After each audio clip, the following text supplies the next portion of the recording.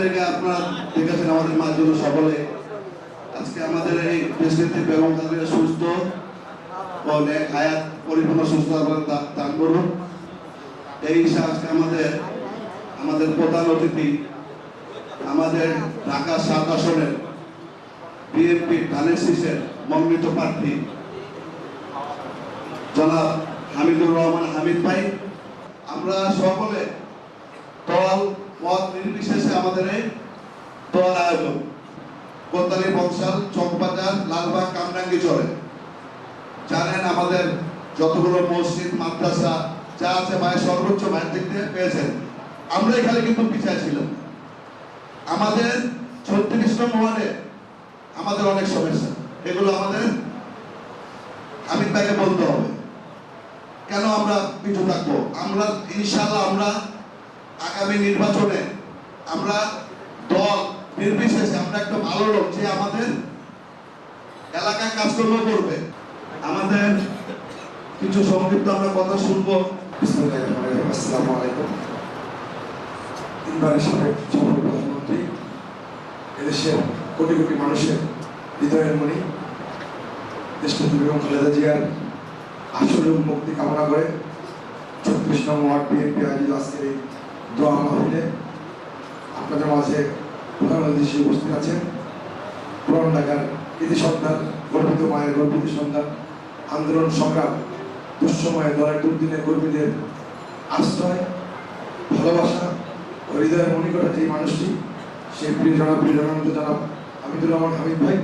আমরা এখানে উপস্থিত হয়েছি আমাদের প্রিয় মায়ের জন্য, প্রিয় নেত্রীর জন্য, যে মানুষটি দীর্ঘ আন্দোলন সংগ্রামে নির্যাতনের মধ্যে কখনো আমাদেরকে ছেড়ে এ দেশ ছেড়ে কখনো যায়নি।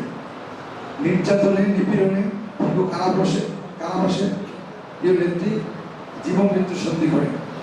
আমরা বিশ্বাস করি আমাদের সকলের দোয়া, আপনাদের দোয়া এবং এতিম শিশুদের দোয়া থেকে শুরু করে সকলের দোয়ায় এদেশের হিন্দু, মুসলিম, বৌদ্ধ, খ্রিস্টান সকল পর্যায়ে শ্রেণী পেশার মানুষের দোয়াতে দেশনেত্রী বেগম খালেদা জিয়া আমাদের মাঝে অতি দ্রুত সুস্থ হয়ে ফিরে আসবেন। আমরা আল্লাহর কাছে কামনা করি, আমরা যারা বিএনপি নেতাকর্মী আছে আমরা সকলে আল্লাহর কাছে প্রার্থনা করি, আল্লাহ প্রয়োজনে আমাদের হায়াত থেকে কিছু হায়াত কমিয়ে দিয়েও আল্লাহ প্রিয় নেত্রীকে আপনি সুস্থ করে দেন, প্রিয় নেত্রীকে আমাদের মাঝে ফিরিয়ে এনে দেন। আপনারা শুনেছেন কিছুক্ষণ আগে আমাদের এই ঢাকা ৭ আসনের বিএনপির মনোনীত প্রার্থী হিসাবে জনাব হামিদুর রহমান হামিদ ভাইয়ের নাম ঘোষিত হয়েছে। আমরা দলের সিদ্ধান্তকে সাধুবাদ জানাই।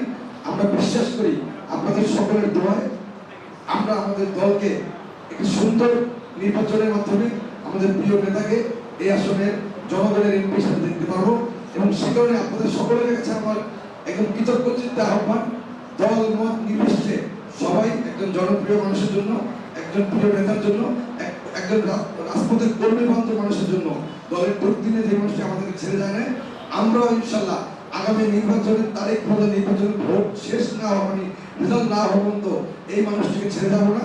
উপস্থিত আদিবাজার মসজিদের মুরব্বীগণ, আলেমগণ, আলেম সমাজগণ, মাদ্রাসার ছাত্র এবং শিক্ষকগণ, সাংবাদিক ভাইরা, এলাকার নেতৃবৃন্দ, অত্র এলাকার যারা মুরব্বী আছেন সবাইকে আসসালামু আলাইকুম।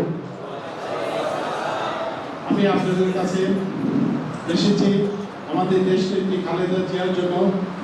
সে অসুস্থ, আল্লাহ যেন তাকে সুস্থতা দান করে এই দোয়ার জন্য এখানে এসেছি। মাদ্রাসার ছাত্ররা আছে, আলেম সমাজরা আছে, আপনারা মনোযোগ দিয়ে দোয়া করবেন যেন আল্লাহ যেন সুস্থতা দান করেন। এই দেশ নেত্রী আমাদের দেশের জন্য যে কত বড় দায়িত্বটা, উনি যদি আমাদের মাঝখান থেকে চলে যায় আমরা এটা সহ্য করতে পারবো না। ওনাকে এই দেশের জন্য আল্লাহ যেন আরেকবার সুস্থ করে আমাদের কাছে ফিরিয়ে দেয়, আপনারা এই দোয়া করবেন। এই দেশ নেত্রী খালেদা জিয়া কিন্তু এই দেশের জন্য অনেক কষ্ট করেছেন। সেই মাতৃভূমি ছেড়ে চলে যান নাই, আমাদেরকে ফেলেও যান নাই। এই দেশের জনগণের, দেশের মাতৃভূমির জন্য তার অনেক মায়া এবং দরদ ছিল যে আমি এই দেশ ছেড়ে যাব না। কখনো বলে নাই যে আমি এই দেশ ছেড়ে যাব। তাকে অনেক প্রেশার দেওয়া হয়েছিল, তারপরে যেতে চায়নি এবং যায়ও নাই। আপনারা দোয়া করবেন এই দেশনেত্রী যেন সুস্থ হয়ে আমাদের মাঝে আবার ফিরে আসে। আবার যেন আমরা তাকে প্রধানমন্ত্রী হিসাবে দেখতে পাই। আল্লাহ যেন তাকে সুযোগ দান করে, এই বলে আমি আমার বক্তব্য শেষ করছি। আল্লাহ হাফেজ। আসসালামু আলাইকুম। ইয়া রাব্বাল আলামিন, তুমি দয়া করে মজলিসকে কবুল ও মঞ্জুর করে নাও। আল্লাহ আমাদের জিন্দেগীর সমস্ত গুনাহ খাতা মাফ করে দাও।